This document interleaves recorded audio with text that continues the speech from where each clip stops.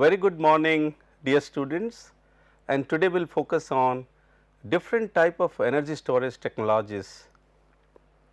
As you all know that there are few important classifications of energy storage systems, and we will also focus on the technical characteristics of storage devices and the different terminologies are being used, strength and weakness of different energy storage technologies, and then what would be the well suited application for a given storage technology, and the very important question, why batteries and different type of battery technologies, and finally battery applications. Now, here all of you please focus, the slide is slightly congested, but I will try my level best to explain you everything in detail. So, first of all, energy storage system do have many verticals. When I was talking about pumped hydro storage power plant or pumped hydro storage technology. So, there is nothing, no chemistry there, but it is a storage technology to me. Similarly, let us try to understand how energy storage systems are classified based on its application, operation, etc. The first one is mechanical, then we will move to electrochemical, then the third one is chemical, and the fourth one is electromagnetic, the fifth one is thermal, and the sixth one is hybrid. So, the sixth one is perhaps the mixture of more than one technology of the first five. So, when you talk about mechanical energy storage system, we say that pumped hydro, compressed air and flywheel, all these three technologies do fall under mechanical energy storage systems. Then moving to lithium ion, lead acid, nickel cadmium, then vanadium redox and sodium sulfur, they fall under electrochemical. Moving next, chemical energy storage systems, fuel cells, hydrogen storage and biofuels do fall under chemical energy storage systems. Then moving to electromagnetic, supercapacitor, superconducting magnetic energy storage systems, and then move to thermal, which is thermochemical latent heat, sensible heat technologies. Now, the last one, which is hybrid one, there I can have battery and flywheel, battery and fuel cell, battery and CAS, battery and supercapacitors, CAs and batteries, battery, fuel cell and supercapacitor. So, any combination of those technology can be used depending upon the applications that we are looking forward to. Now, moving to technical characteristics means, if you have a storage technology, first of all there are few characteristic variables, that is its rating, which is very important, megawatt and megawatt hours, and one important part is about its time, okay, a discharge time and rated power, and then different kind of applications where we use this storage for reserve and response services. We can use it for transmission distribution support grid, and we can use it for bulk power management.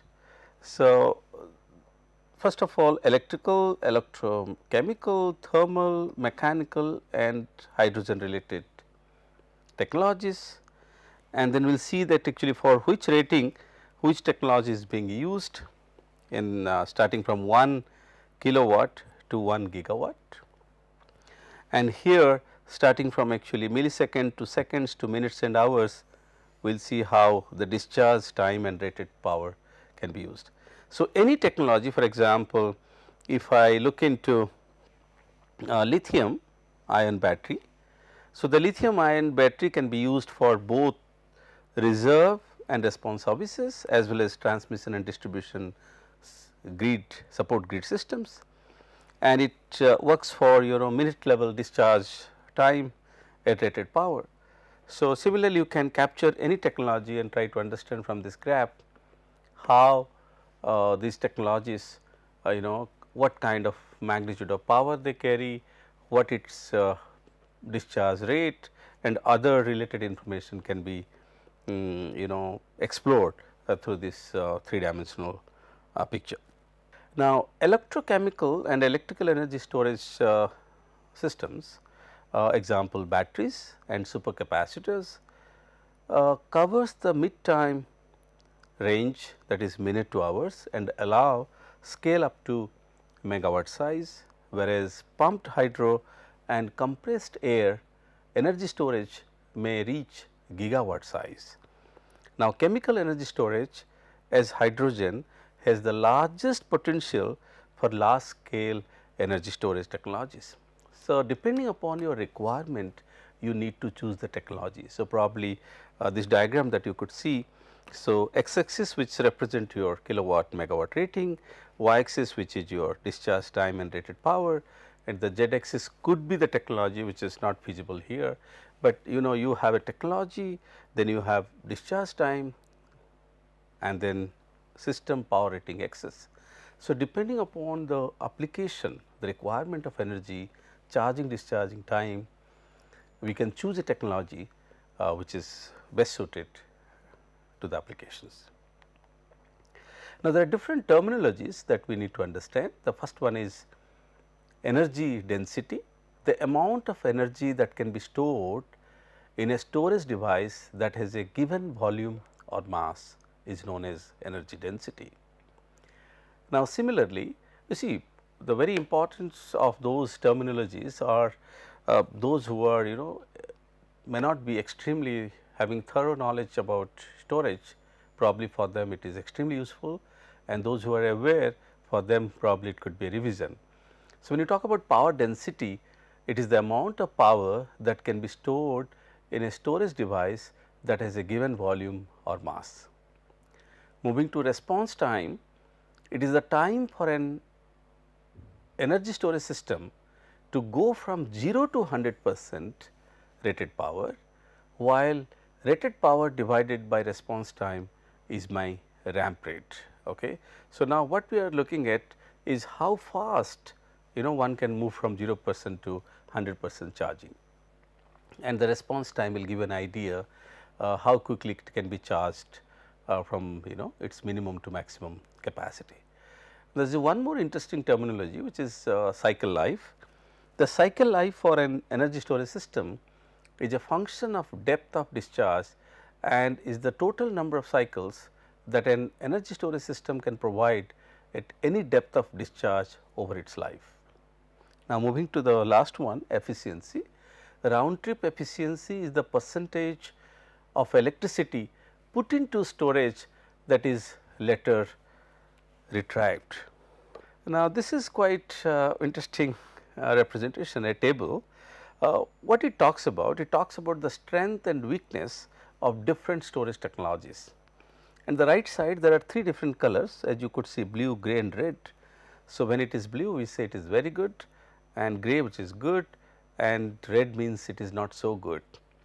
Now, take any technology, for an example flywheel, and depending upon its energy density, power density, usable capacity and cycle life, long term storage, response time, efficiency, maturity, flexibility, safety and cost, given a technology flywheel, we can understand, considering those parameters, how best it can be. For example, all those red things means it is not good for energy density, it is not good for long term storage, and it is not good for flexibility, and it is also not good for cost effective. So, flywheel application has certain limitations. For example, supercapacitor again, which has issues with energy density, long term storage, and then flexibility, and finally cost. Now, lithium ion, actually why it is popular?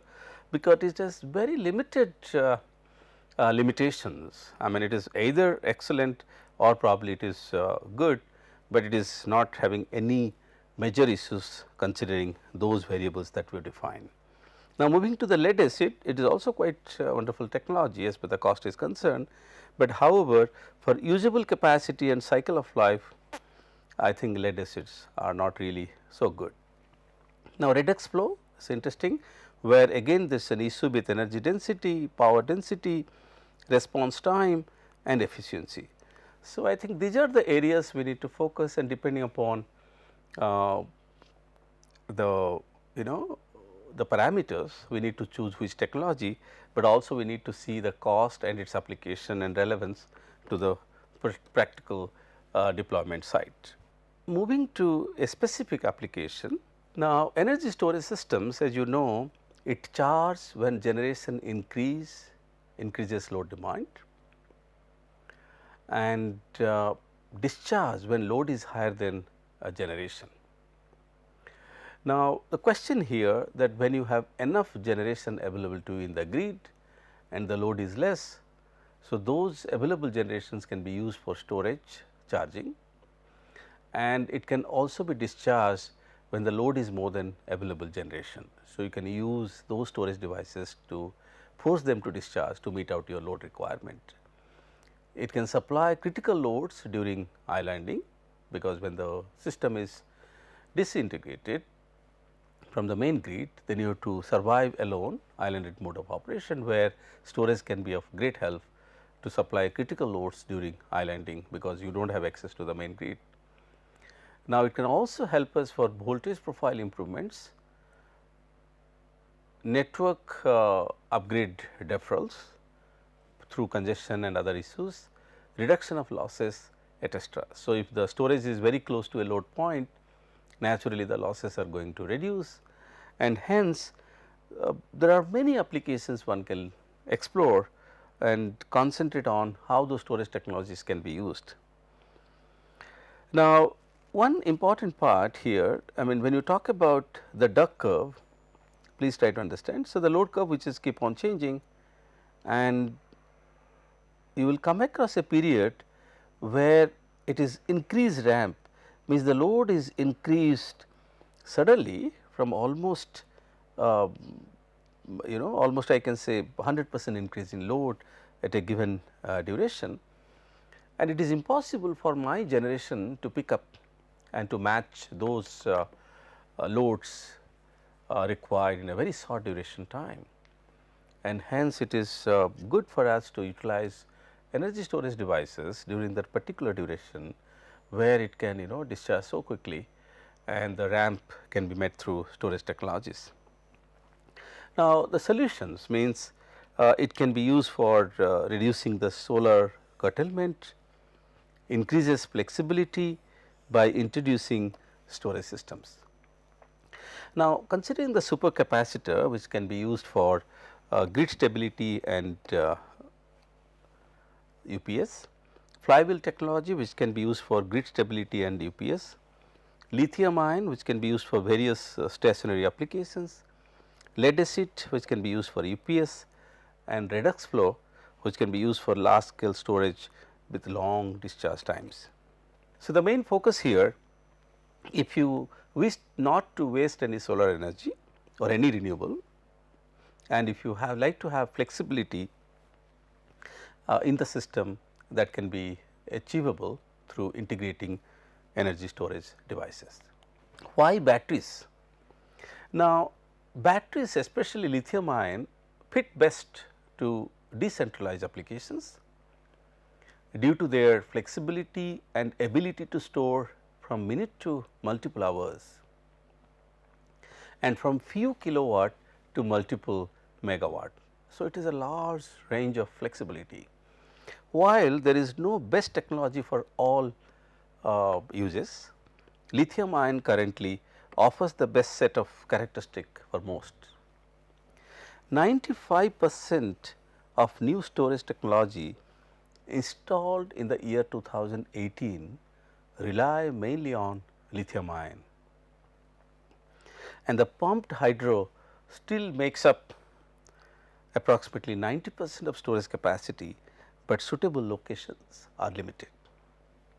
I think to me the pumped hydro storage technology is the best, but it has certain limitations, because we need to have the geographical locations may limit you not to explore as maximized hydro storage, but however lithium ion is certainly a good solution, but a mixture of lithium ion and pumped hydro can certainly be a good combination for energy storage is concerned.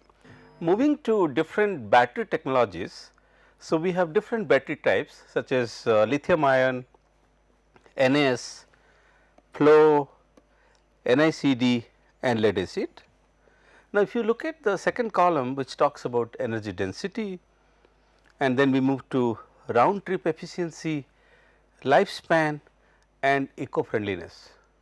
So, once again, I mean, if you see the lithium ion, which is considered to be quite eco-friendly, and the very importantly the life, which is 10 to 15 years.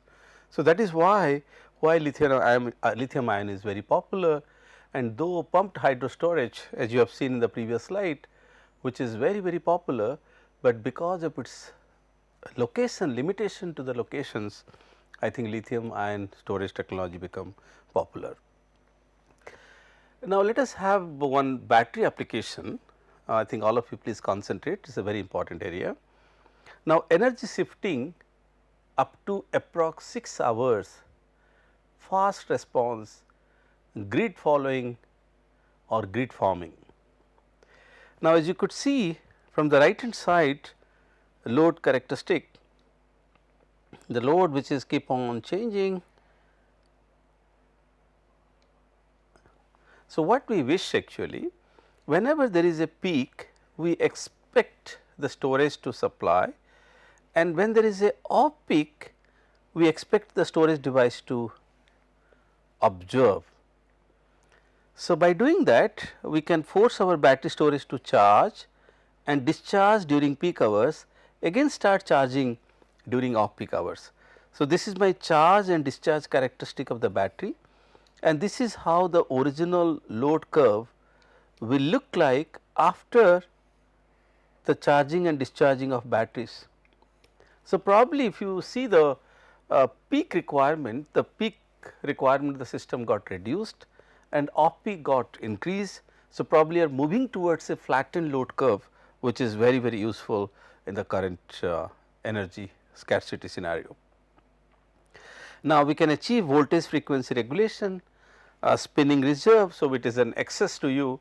So, probably similar to most of the generators, especially the synchronous generator of highest rating are kept ideal to cater the failure of some of the other plants across the grid, and that is what we call it a spinning reserve. But currently having huge storage available to you, we need not force our conventional generators to operate with its less capacity to create spinning reserve. However, through this storage technology, we can naturally have some percentage of spinning reserve, and which can allow my conventional generators to operate with a higher limit. Earlier they have been denied not to do that. Now, ramp rate control, as I told you, actually whenever there is a huge power requirement, especially this zone, I think the battery can help us to quickly discharge, it can quickly discharge, so that the ramp can be achieved. So, this area, please focus on this area. So, the battery can discharge fast, which can charge fast, so that you can have a the excess increase in load that can easily be met by discharging quickly from the storage devices. And then we talk about transmission distribution upgrade deferral. So, that means you need not create new facility or reinforce your networks to increase to meet the increased load across far end. So, probably through this technology, those new reinforcement cost can be deferred or delayed for a couple of years to come. And these are the wonderful references I expect to go through before we move to its applications to next level. And if you have any doubt, probably we can drop messages, so that I will be able to respond through email. Thank you, wonderful listening, and once again thank you for patient listening to me. Thank you.